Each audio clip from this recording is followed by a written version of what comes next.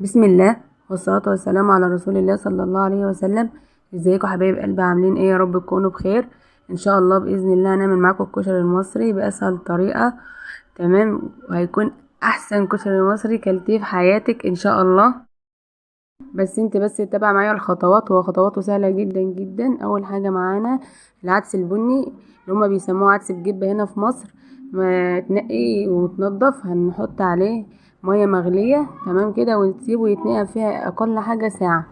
تمام، ولو يكون افضل يعني منقوع اكتر من كده يكون افضل. تمام كده، هنسيبه بقى على جنب يتنقع كويس معانا في المية المغلية. إيه، وياخد وقته فيها كده عشان يستوي معانا بسرعة وما ياخدش وقت في السوا. ومعانا بقى بصلتين، تمام، ويا ريت لو بصل ابيض كمان يكون اجمل بكتير كمان، بس المتاح عندك اعمليه. هنقطعهم شرايح زي ما انتوا شايفين كده، شرايح رفيعة رفيعة على قد ما تقدري عشان يقرمش معانا كده ويدينا الطعم الجميل اللي بناكله في المطاعم.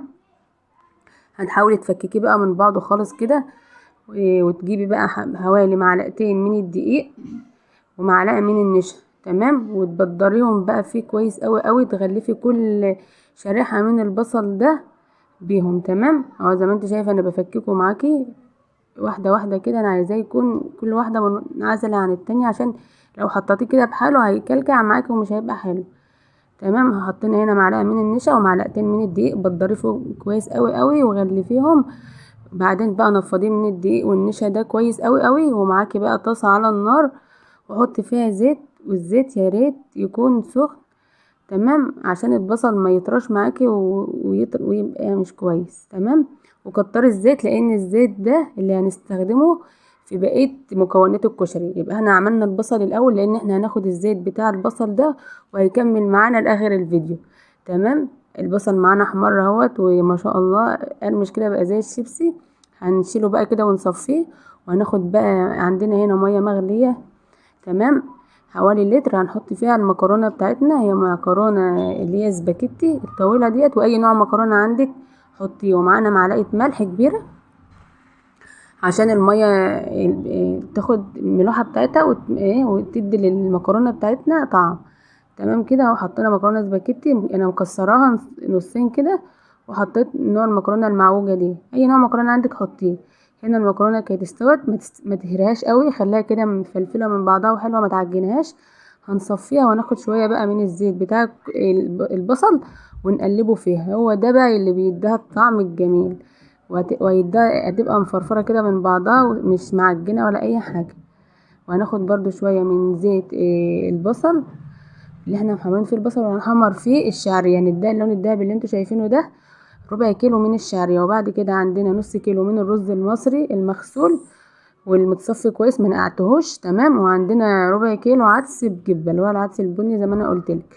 تقلبوهم مع بعض كده وتحط لهم الملح بتاعهم وتحط لهم القعد بتاعهم اللي انت بتحطي له الرز بتاعك العادي كل يوم.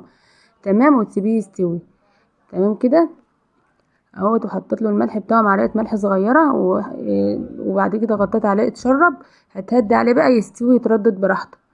تمام كده، عندنا برضو شويه من زيت البصل اللي احنا محمرين فيه البصل، هتحطه على النار. تمام، وبعد كده هتحمري فيها معلقه توم كبيره، هتصفريها بس مش هتديها لون. اول ما تصفر كده هتحطي معلقه كزبره ومعلقه كمون، وهنا بقى هتشمي ريحه الكشري المصري. هتملى الشقه عندك في اللحظه دي، هتحسي ان انت فعلا قاعده في مطعم كشري. وهنحط لتر من الطماطم انا ضرباه في الخلاط ومصفياه. ولو الطماطم بتاعتك لونها مش احمر حط لها معلقه صلصه، لونها كويس خلاص هتتسبك معانا. هنحط لها الملح بتاعها زي ما انت شايفه كده، ونغطي عليها بقى تتسبك براحتها. تعالوا بقى نعمل الدقه بتاعتنا. عندنا كوبايه من الميه المغليه، هنحط فيها معلقه من الثوم صغيره برضو مدقوقه، وربع كوبايه من الخل، وعصره ليمونه، ومعلقه من الكزبره الناشفه. تمام، زي ما انت شايفه هنحط لها معلقه صغيره من الملح. وهنا هنحط ربع كوبايه من الخل، حوالي 4 معالق زي ما قلت لك. يلا يا حبيبتي اذكري الله، قولي لا اله الا الله ولا حول ولا قوه الا بالله العلي العظيم. الا بذكر الله تطمئن القلوب. هنقلبها بقى كده ونسيبها على جنب. تمام، تعالوا بقى نعمل الشطه بتاعتنا الجميله اللي بتتقدم جنب طبق الكشري اللي بتديله الطعم اصلا.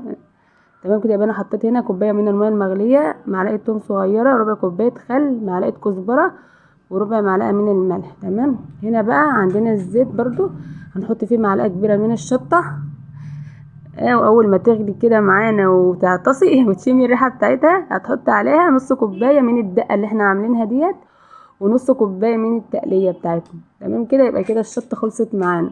يلا يا حبيبتي انزلي حطي لايك واعملي اشتراك في القناه وفعلي زر الجرس على كلمه الكل.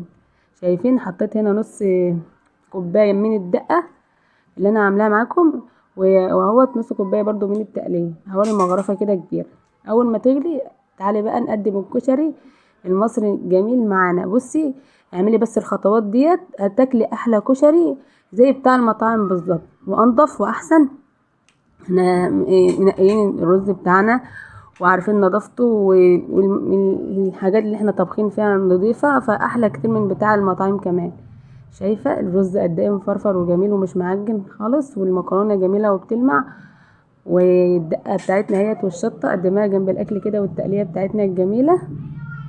انا ما حطيتش حمص عشان اولادي ما بيحبوش. عايزه تحطي حمص جيبيه ونقعيه برضو حوالي ساعتين واسلقيه عادي، وحطيه على الكشري لو انت بتحبيه.